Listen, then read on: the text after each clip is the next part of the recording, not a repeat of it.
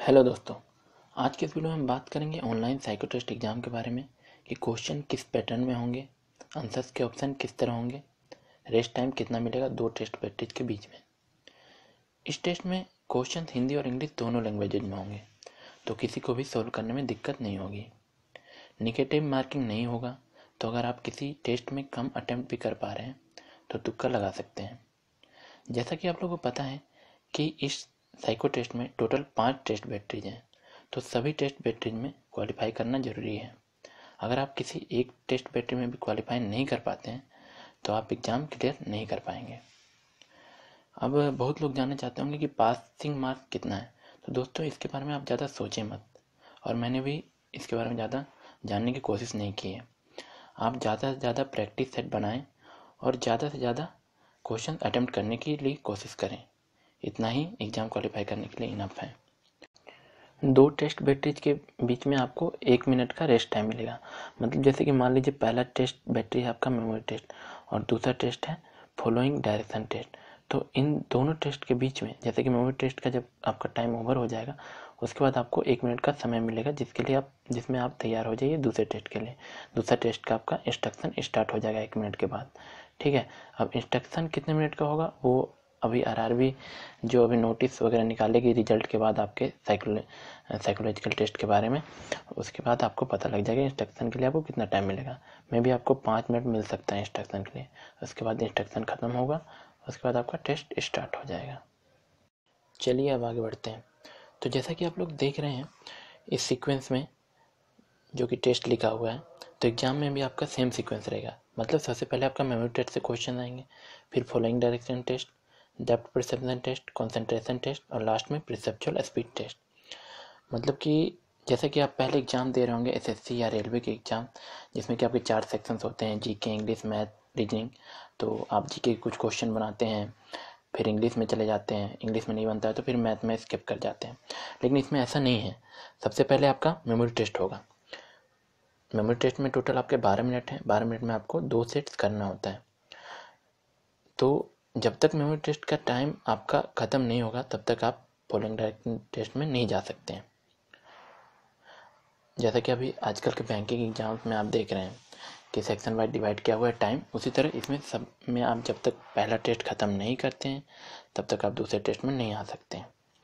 चलिए अब आगे बढ़ते हैं। तो अब देख लेते हैं कि एग्ज़ाम में जो है आपको क्वेश्चन और ऑप्शन किस प्रकार आएंगे। तो सबसे पहले मेमोरी टेस्ट को देखते हैं। तो मेमोरी टेस्ट में क्या होता है कि आपका 2 फिगर रहते हैं।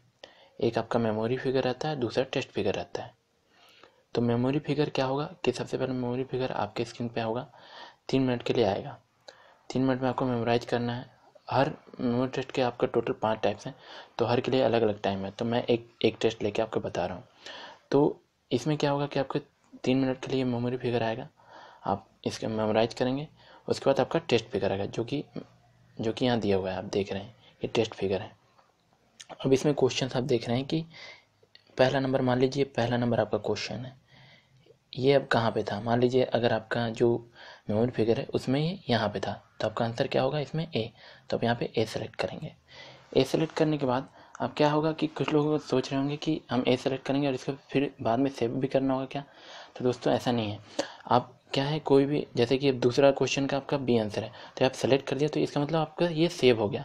अब मान लीजिए आप कन्फ्यूजन में हैं कि नहीं इसका दूसरा का बी नहीं होगा, दूसरा जो क्वेश्चन है, मान लीजिए ये दूसरा क्वेश्चन है, ये फिगर यहाँ था, आप सोच रहे हैं यहाँ नहीं है, ये फिगर यहाँ है, मतलब इसका आंसर डी होना चाहिए। तो आप क्या है दोबारा अगर इस पर क्लिक करेंगे तो आंसर यहाँ से हट जाएगा और फिर आप आंसर अपना सेलेक्ट कर लीजिए डी। ठीक है, अब आगे बढ़ते हैं। अब है फॉलोइंग डायरेक्शन टेस्ट। तो फॉलोइंग डायरेक्शन टेस्ट में जैसा कि आप जानते हैं कि 2 तरह के क्वेश्चन हैं, टेबल और एक वाच टेबल। टेबल में जो आपका ये आपके सामने और वाच टेबल में जो आपका घड़ी के आकार का सर्कल रहता है उसमें आपके क्वेश्चन उससे रहते हैं। ठीक है, तो अब इसमें क्या करना रहता है, इसमें आपके क्वेश्चन पढ़ना है और उससे आपका इस टेबल के अनुसार आपका आंसर निकालना है और आंसर सेलेक्ट करना है। तो इसमें क्या है कि जैसे कि मैं टेस्ट दे रहा हूँ उसमें मैं डिवाइड कर देता हूँ 5-5 क्वेश्चन करके, लेकिन आपके एग्ज़ाम में आप स्क्रॉल डाउन कर सकते हैं। मतलब यहाँ से कर्सर से आप स्क्रॉल डाउन नीचे की ओर जा सकते हैं और आपके टोटल क्वेश्चन आपकी स्क्रीन पे ही रहेंगे टोटल नीचे। अब मान लीजिए कि आप सोच रहे होंगे कि ये जो टेबल है ये भी ऊपर नीचे होता होगा, तो नहीं दोस्तों, आप क्वेश्चन यहाँ से स्क्रॉल डाउन करेंगे तो ये क्वेश्चन सिर्फ ऊपर नीचे होगा, मतलब ये यहाँ से क्वेश्चन, ये यहाँ से 1 2 3 4 है, तो अब 5 6 7 8 9 10 आपको दिखने लगेगा। इसे तो आसानी से आप सॉल्व करके कर लेंगे क्वेश्चन। तीसरा है आपका डेप्थ परसेप्शन टेस्ट। तो डेप्थ परसेप्शन टेस्ट में आपका दो तरह के टेस्ट होते हैं, एक ब्रिक टेस्ट और एक हिडन क्यूब टेस्ट। ठीक है, तो ब्रिक टेस्ट में अब मान लीजिए ये क्वेश्चन है, इस तरह क्वेश्चन है, मान लीजिए 1 नंबर क्वेश्चन है, तो अब स्क्रॉल डाउन आप ऐसे स्क्रॉल डाउन करेंगे कर्सर से नीचे, तो नीचे आपका 2 नंबर क्वेश्चन, 3 नंबर क्वेश्चन, उस तरह आपका आते रहेगा। ठीक है, तो इसमें क्या है, 1 नंबर क्वेश्चन में टोटल आपके 5 क्वेश्चन होते हैं, ABCD, मतलब इसमें बताना रहता है कि ए से कितने ब्रिक टच हैं। तो मान लीजिए ए से कितने ब्रिक टच हैं, आप देख लीजिए 1 2 3 और 4, टोटल आपके कितने ब्रिक टच हैं, 4, तो आपका आंसर हो गया 4, आपने 4 आंसर सेलेक्ट कर दिया। उस तरह आप बाकी क्वेश्चन के आंसर सेलेक्ट कर पाएंगे।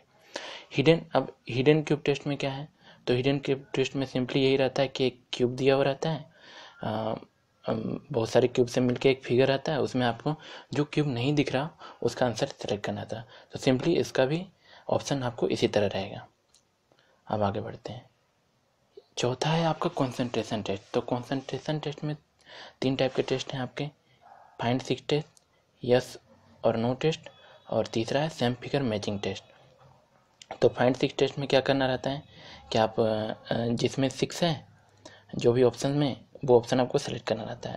अगर किसी 2 ऑप्शन में 6 है, मान लीजिए इसमें 9 2 1 2 3 7 6 है, तो इसमें एक 6 है, मान लीजिए इसमें भी 6 रहता है, यहाँ 8 के जगह पे आपका 6 रहता, तो आपका आंसर ई हो जाता।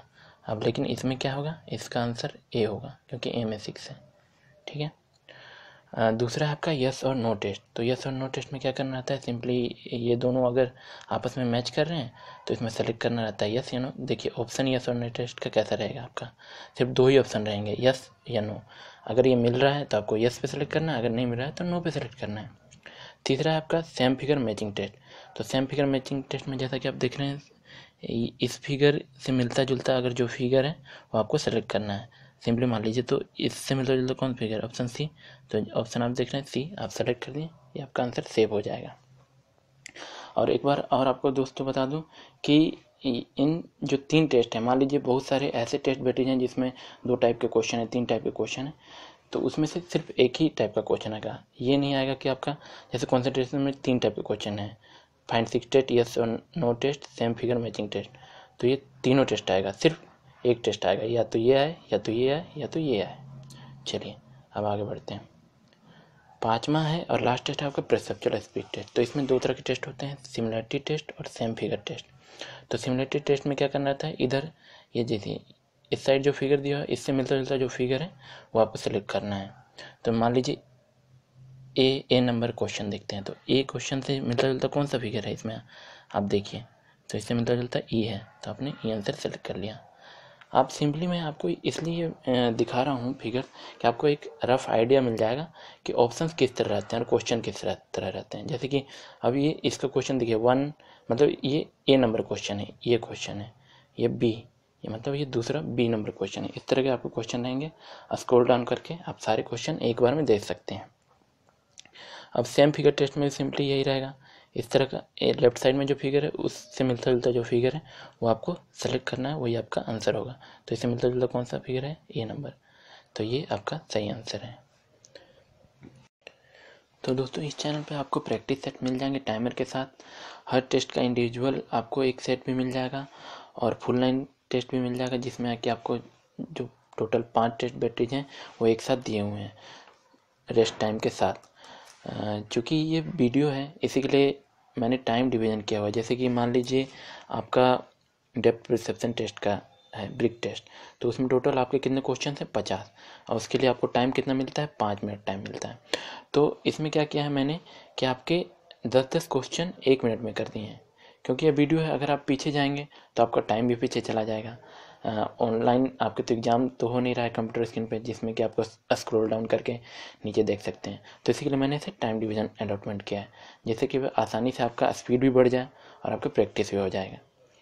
तो थैंक यू दोस्तों इस वीडियो को देखने के लिए। आई होप इस वीडियो से आपको कुछ जानकारियाँ ज़रूर मिली होंगी।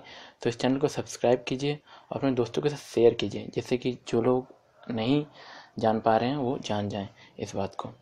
और अगर आपको प्रैक्टिस सेट देखने हैं तो मैंने डिस्क्रिप्शन बॉक्स में लिंक भी दे दी हैं, आप जाके लिंक से प्रैक्टिस सेट भी दे सकते हैं। तो थैंक यू दोस्तों।